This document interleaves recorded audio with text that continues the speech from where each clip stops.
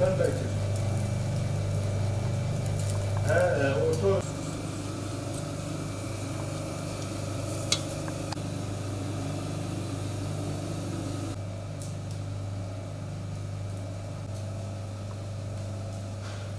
Pandemi süreci yaşıyoruz. Pandemi sürecinde bizler paket servisindeyiz ve gerçekten aşırı bir şekilde sıkıntılar yaşıyoruz. Bizim geçen sene aldığımız kanat fiyatları 12-13 lirayken şu an toptan fiyatları 35 lirayı bulmuş, 40 lirayı bulmuş. Yani neredeyse bir et ürünlerinin fiyatlarına çıkmış. Bunların sebebi bilmiyorum nedir. Biz 2 senedir dürümü 7 liraya satıyoruz. Ondan sonra pilav üstü döneri, tavuk döneri 10 TL'ye satıyoruz. Biz 2 senedir zam yapamıyoruz ama bu toptan aldığımız mahsullerin bir türlü önüne geçemiyoruz. Her gün zam, her gün zam. Süt ürünlerine %35, %40'ı geçen zamlar oluştu.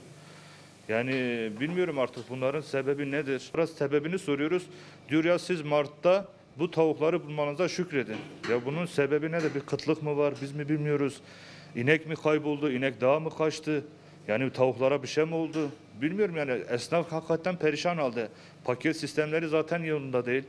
Zaten dükkanlarımızı açamıyoruz. Sıkıntılar had safhada. Giderlerimizi karşılamıyoruz. Giderleri karşılamıyor. Yani bunun önüne bir dur demek lazım. Yani özellikle hükümete sesleniyorum. Yani bununla ilgili bir çalışma yapsın. Esnafına sahip çıksın. Çünkü esnaf gerçekten.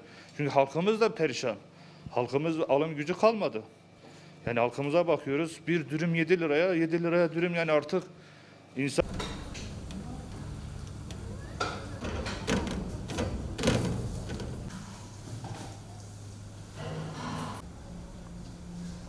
Yaklaşık 200 bine yakın bir merkez nüfusu olan bir şehirde ciddi manada zorluklar yaşamaktayız. Zaten potansiyel olarak restoran, kahvehane, internet kafe, bilardo salonu, işte kıraathane gibi işletmelerden mevcut olan bir şehirde yaşıyoruz. Yani insanların tek geçim kaynağı olan bir şehirde yaşıyoruz açıkçası. Yaklaşık olarak 11 tane personelim var. 11 tane personelim şu anda 7'si ücretsiz izinde şu anda. 3 personelimle paket servis yapmaya çalışıyoruz. Ama ne kadar faydalı yapıyoruz?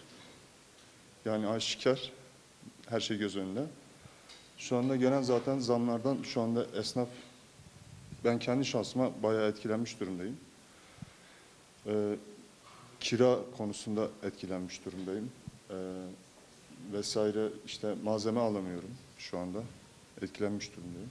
Sektörde zaten bütün titizliğiyle bu çalışmaları yürütüyoruz. Şu anda çorba sektöründeyiz. Kuru bakliyatı alıyordum mesela. Kırmızı mercimek alıyordum mesela. 4,5 liradan kırmızı mercimek alıyordum. Şu anda en ucuz toptancıda 8,50 işte.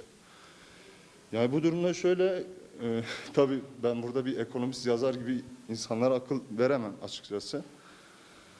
Yani şu anda hükümetin bir müdahale etmesi lazım.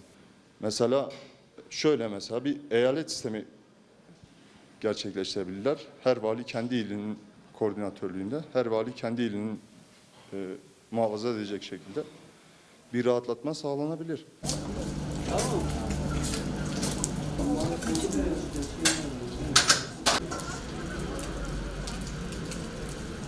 Tamam.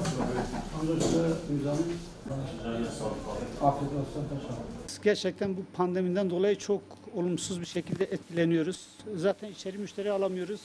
Sadece paket var. Tabii haliyle paket bizi kurtarmıyor. Zamlardan dolayı zaten sıkıntı yaşıyoruz. Her şey günlük zam geliyor. Ondan dolayı bir şey kazanamıyoruz. Zam yapamıyoruz zaten, iş yok ki zam yapalım. İş olsa zam yapacağız da iş yok. Zam yapsak zaten millete para yok yani. Zam olsa zaten hiç kimse yemez yemek. Öyle diyelim.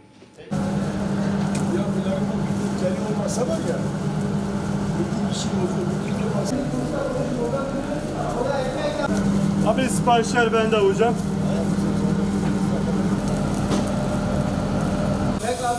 Ocakta Kemal abi. Kaçı rüzgar abi?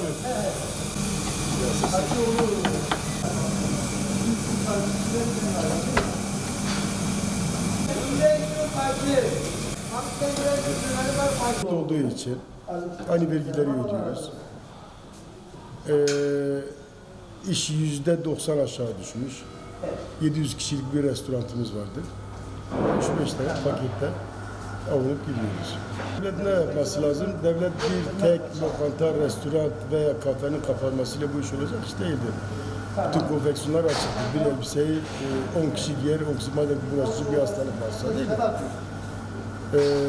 Lokantalar da büyük olduğu zaman bir masa eksik olur, bir masa farklı olur. Mesela aralıklı oturulur. Ondan sonra işler düzelir.